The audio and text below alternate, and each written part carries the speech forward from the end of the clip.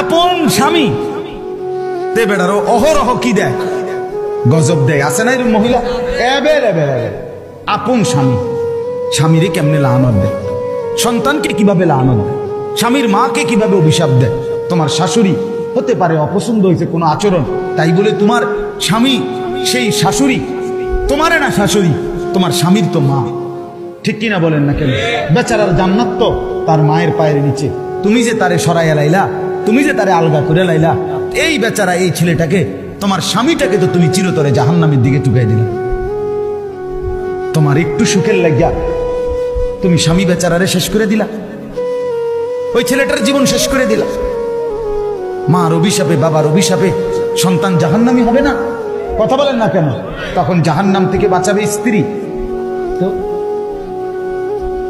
মার অভিশাপ যখন পড়বে তো স্ত্রী বাঁচাই দিবে না? বাবার অভিশাপ যখন পড়বে তো স্ত্রী বাঁচাই দিবে না? খেয়াল করে ছেলেরা বাবার বলেন, হ্যাঁ স্ত্রীকে স্ত্রীর হক দেন, স্ত্রীকে স্ত্রীর প্রাপ্য দেন, স্ত্রীর উপরে জুলুম করবেন না। স্ত্রী জীবনের সঙ্গী, ভালোবাসার সঙ্গী, দয়া মায়ার সঙ্গী।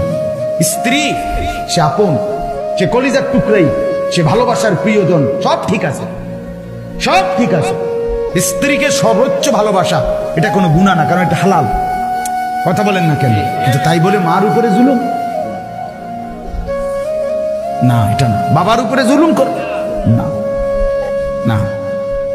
স্ত্রীর হক স্ত্রীকে, মার হক মাকে। আহা কত পরিমাণ আজকে সন্তান 6 মাস লাগে না, মা বাপ থেকে সন্তান স্ত্রীর প্ররোচনায় আলাদা আলাদা আলাদা। মা বোঝেন তো, সে তো আগে পড়ালেখা করছে, কাম কাজ শিখছে না, রাইতারে না, এত বড় সংসার বোঝেন তো মা।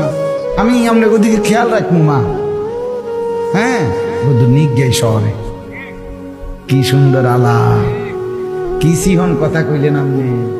আমনে শুধু ভাত খান, আপনার মা চিরা খাইয়া বড় হয়েছে। আপনি কার কলিজার মধ্যে দাগ দিয়ে গেলেন, আপনি খবর নাই না? সুখ ঠিক আছে, দুনিয়া আর কি, আখেরাত। অতএব কথা শেষ।